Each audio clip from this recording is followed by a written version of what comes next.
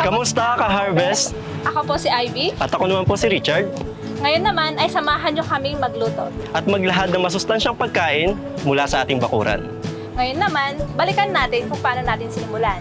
Mula sa pagpupunla, Transplanting pag-a-apply ng abono at fertilizer. hanggang sa harvesting. Ngayon naman, eto na yung ating na-harvest na lettuce. Kung saan, ito yung gagamitin nating sangkap. Ngayon po, meron tayong ilalahad na 2 dish para sa inyo lahat. Meron po kaming Mango salad with lettuce. at gambas Al al-ahilo. Mag-umpisa na po tayo sa una nating dish, which is ang mango salad. Maghanda tayo ng mga sangkap. So, ito yung mga sumusunod. Thin sliced carrots. Minced red onion. Chicken breast. Cooking cream. At dressing.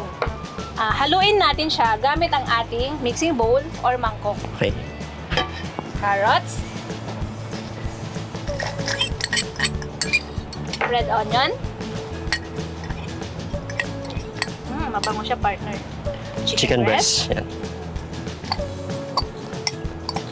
Dressing. Dressing. Cooking cream.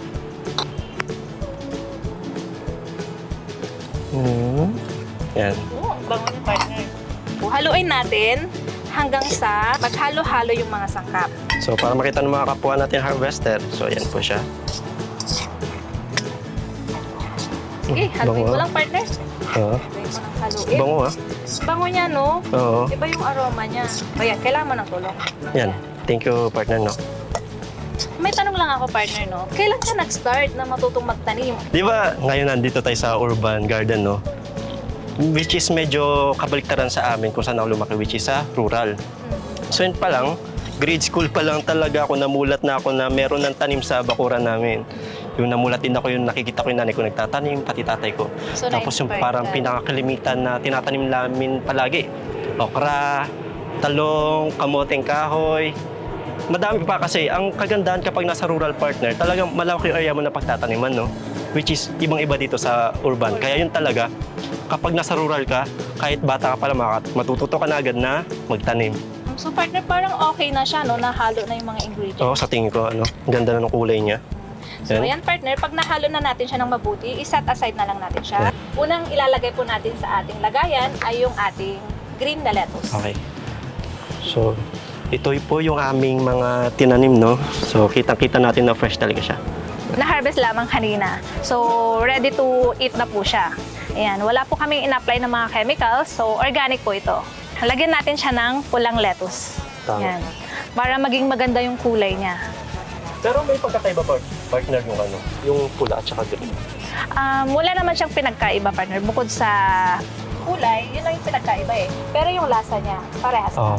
Kumbaga catchy sa mata, no? Yes. Hindi lang sa matatanda at pati sa bata, di ba? Lalong-lalo na sa mga chicken. Oo, kasi ang hirap talaga pakainin ng bata ng gulay, no? Kaya mahalaga pa rin sa presentation talaga yung appearance, no? Ibuhos na natin yung salad dressing natin. Ayan, so ibuhos lang natin siya sa ibabaw. So tama, no? Spread lang natin siya. Yes po. Spread lamang natin siya.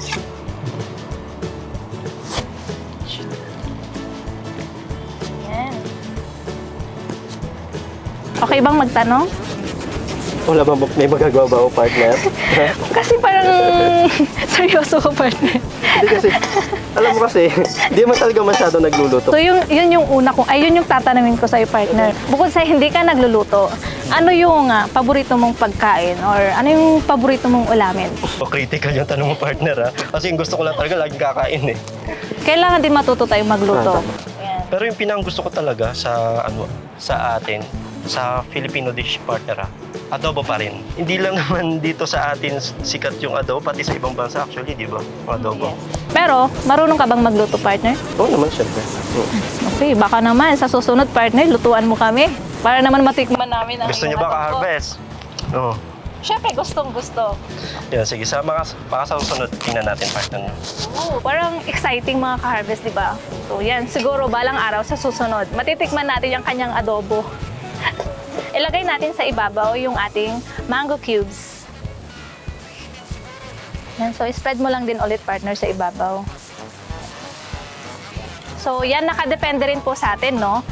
Kung gaano karami yung ilalagay nating mangga. Kung gusto ba natin ng maasim-asim, manamis-namis, yan, nakadepende rin sa atin kung gaano siya karami. So, Sakto, partner, feeling no? ko, partner, okay na siguro Okay na. siya. At ngayon po, ito na po yung aming... Mango salad with lettuce. Yan. Ayun, ang ganda. Parang ang Pwede sarap ba kainin? niya. Ay, wag mo na, partner, kasi may isa pa tayong dish. Ngayon, gawa naman tayo ng pangalawang dish, which is pwede maging ka-compliment ng ating mango salad. Ito ang gambas Al at ahilo. Yan.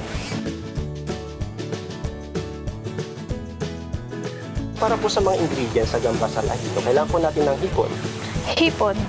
Yan. Oh, partner, Okay? pasunurin ako. Garlic, Olive oil, olive oil, chili, chili, tsaka po salt and pepper. salt, and pepper. Ganito lang po kasimple yung ating mga ingredients para sa gambas. Mag-heat muna tayo ng pan. Nakaranas ka na ba, partner, na yung nagtitilamsikan sa'yo yung ano? Ay, oo. Pag iniinit natin yung pan para at least matrain talaga yung tubig Mga doon sa excess pan. na water, okay. I think okay na siya. Okay. Ngayon po ilagay na po natin yung ating olive oil. Sa olive oil po na ginamit natin, ang sukat niya po is 1/4 cup, no? 1/4 cup, partner. Yes po. Okay. Hintay lang natin siguro na mag-ano pa siya, mag-heat pa. Oh. So, di ba nagtanim ka? Ano yung feeling pag nagtatanim ka, partner? Ang pagtatanim kasi medyo mahirap sa totoo lang, lalo kung marami kang tatanimin. Pero pag nakita mo na namumunga na siya, alam mo yung sa pakiramdam na ang sarap. Relaxing, Oo. mo. So yun. Parang therapeutic siya. Although talaga. therapeutic talaga siya. Tapos lagyan na po natin yung ating garlic. So, ang nilagay po namin is 8 cloves. Pero total nga, gamba siya, mas marami na bawang, mas masarap. Tsaka mas mabango siya, partner. Yung aroma niya talaga. Talagang lumalabas yung... Kumbaga ito yung pinakang main ingredients, yung ating prawn at saka itong garlic. Kasi yung gambas al ahilo is, in English, siya is prawn in a garlic sauce. So originated siya sa Spain. Yan po. Lalo ako kasi wala talaga akong idea sa gambas, no? Pero alam ko yung mga ingredients, pero yung pangalang gambas Oh, medyo is hindi bago talaga familiar. Tama. Yes, tama, partner. Hintayin lang natin mga ka-harvest na mag-brown, no? So dapat nag-golden brown na siya, partner. Ano yung pinaka-gusto mong gulay na itanim sa inyo? Gusto ko yung mga sangkap sa pakbet. Lalong-lalo yung mga kamatis, talong.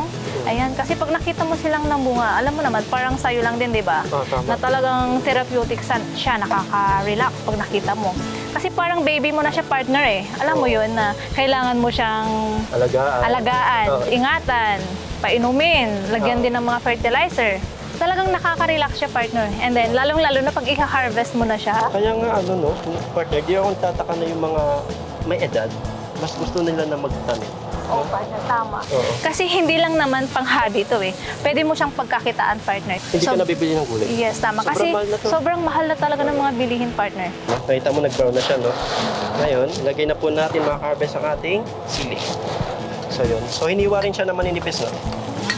So hindi naman yan maanghang, partner, no? Hindi naman siya gawat. Yung ginamit natin is yung siling pangsigaw.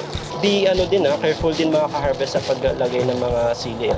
Kasi nasa inyo nga yun kung gusto nyo naman or hindi. Okay, ilagay na po natin yung ating prawn. Exciting, partner. Parang gusto ko na siyang tikman. Very social din, partner, no? Pinagpapawisan ka, partner. Medyo mainit pala dito pa siya. Katulad niyan, orange na siya. Pwede natin siyang baliktarin. So baliktarin para maluto din sa Apo. kabila. Side by side ba kung ba? Bango. Mabango siya. Hindi ka na ba makapaghintay, partner? Medyo, partner. Alam mo yun, parang nagugutom na ako sa amoy niya. Ang pinakamagandang bagay dito sa gambas, el ahilo din sa bread. Kasi Spain, bread talaga. Pero sa atin, pwede naman natin siya haluan din ng kanin. Lalong-lalo na, partner, yung ano. Bahaw. Bahaw sa amin, sa iba kaning lamig. Ayun, depende. Pero ingat lang din sa pagkain nito mga carves, ha. Alam naman natin na medyo mataas ang cholesterol. Sa mga high blood, mag-ingat po. Once na okay na, side by side, o luto na side by side yung ating prawn, pwede na po tayo mag-add ng black pepper. So yung akin, kalimitan po kasi nalagay ko pinch lang. So 1 pinch lang, partner. Tapos sa salt, yun din, 1 pinch lang. Kasi yung iba, no, nakadepende rin talaga sa luto. Kasi yung iba gusto nila ng mapaminta, yung medyo Oo. maanghang. Oo. And then yung iba gusto rin ng medyo maalat. Ito lang yung ginamit mong pampalas. Kumbaga, lahat ay natural, no? Lahat natural yung sangkap na ginamit natin. So- Ngayon, ilagay na po natin siya sa ating plate. Para mas maging healthy siya. So, lalagyan muna natin siya ng lettuce. Pwede, partner. Ano ba yung ginamit mo na lettuce, partner dyan? Yung ginamit ko sa ating mango salad partner ay yung Grand Rapid tsaka Olga Red. Ito naman is gagamit tayo ng romaine. Okay. Siguro mas maganda siguro, partner, kung lagay lang natin sa isang side. Isang side? Okay. Sige. Ayan. So, Wow, yung ang sarap. po natin siya. Ako pwedeng makatikim. Maghintay ka, partner. Sige. Sa totoo lang, mga ka-harvest, na ang bango niya. Wait lang. Parang pinagpapawisan ka. Gusto mong punasan kita? Wait Pwede ba, lang. partner? Hindi pala dito. Pasensya na, partner, kasi hindi naka-open yung aircon namin. Harvest, ha? Ngayon kasi yung location namin is nasa roof deck ng building namin dito Lang. sa harvest. Itatouch lang kita. Hindi pala dito. Mainit pa. Oo. Kaya pa ba? Kaya naman. Okay. Tsaka yung ginamit na mantika, no, yung oil, talagang Oo, oil. healthy talaga siya. Ngayon, okay na po yung ating gambas al ajillo. Okay. So ayan, nakakatuwa partner, nakaluto tayo ng dalawang dish. Parang ilang minutes lang, di ba? O parang saglit lang, parang wala pang 30 minutes. Sobrang bilis lang yan. So maganda to pag may bisita tayo. Oo, pati para sa mga Manilenyo na nagmamadali sa kanilang trabaho. Tama. Ito po yung parang masustansya na dish which is hindi rin kakain ng oras nila. Or pwede rin itong pang business partner. Sa tingin ko, pwede kang magtanim ng lettuce and then bili ka lang din ng mga ibang sangkap mo. Ngunit, Then, partner. Gawat, ang ginamit nga namin dito is yung tanim din natin na lettuce, no? So, talagang masustansya siya. Marami rin siya mga benefits na good for our bones at saka pwede Yes. sa mga buntis. yes. And then, nakakatulong din siyang i-boost yung ating immune system partner. Kahit sa bata, panigurado kakain nito. Gawa ng ating presentation. So, yun lamang po mga harvest. Ito po yung aming inihandang dish para sa inyong lahat. Nawa po yung magustuhan ninyo. Talo, panalo. Panalo partner. So ito yung ating mango salad with lettuce, At gambas al al ahilo. Mga ka-harvest, kamusta? Salamat sa inyong pagsubaybay simula umpisa hanggang sa mga susunod pa. Para sa mga updates, mapatanim, aniluto, kwentuhan at marami pang iba, Please like, share, and subscribe sa aming social media for more content. andito po yung description, ha? Mga ka-harvest, salamat!